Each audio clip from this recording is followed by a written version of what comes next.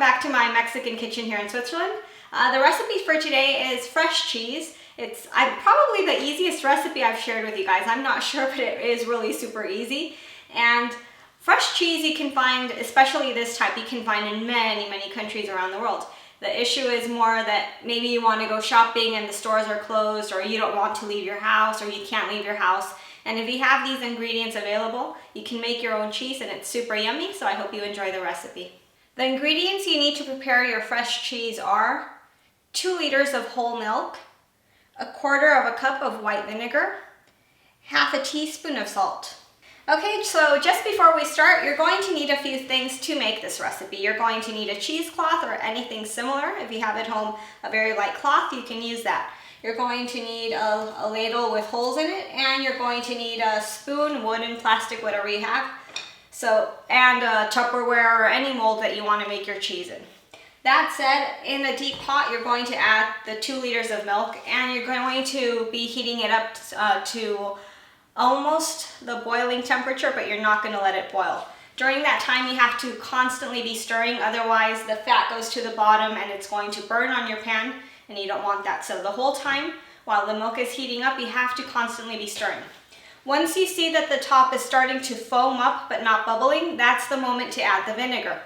You mix your vinegar in well, and then you turn it off. Do not let your milk boil. Once it's off, you're going to let it rest for at least an hour, and then we can come back for the next step.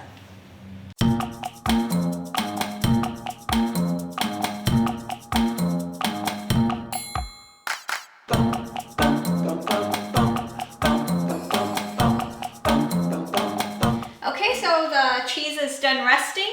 It's already separated the solid parts from the liquid parts. So what we're going to do is we're going to strain those solids out into our cheesecloth. I put it over a little pot I have.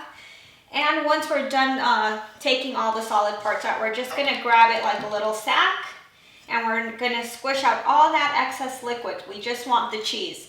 And once you're done doing that, you can transfer the cheese into a bowl, and we're going to add the salt and mix it in. The salt is optional. You can add as much as you want, as little as you want, or you don't have to add any at all. I suggested 1/2 teaspoon. I've done it with 1/4 teaspoon. It's also really nice. And if you don't want to add any salt at all, it's also really nice. So that's up to you guys how much salt you add.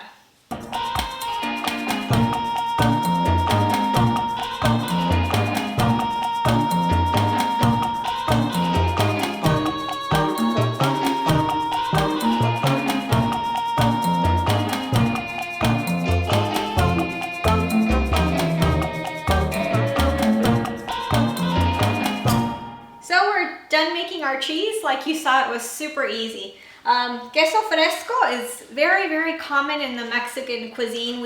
It's a crumbly cheese. It's easy, it's creamy, but it's crumbly at the same time.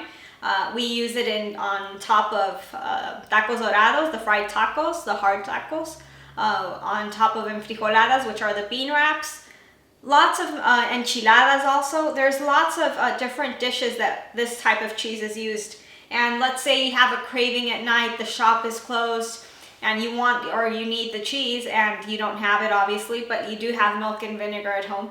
You can make your own cheese. If you have a good cloth which is good for straining, go for it. And here's how the cheese looks like. This is going to go into the fridge for 24 hours. If you want to use it straight away, it's also nice warm. You can just stick your finger in there. It's really good. But if you want it cold, just a few hours is fine. We usually leave it in longer, and then the next day we crumble it on whatever we're going to eat. But I hope you guys saw and enjoyed the recipe, that you saw how easy it is to make, and that you get adventurous and make your own cheese at home. See you guys next time, and don't forget to subscribe. Thank you for watching the video. I hope you enjoyed it. Please watch the other videos. Just click on the links, and don't forget to subscribe to my channel. Thank you.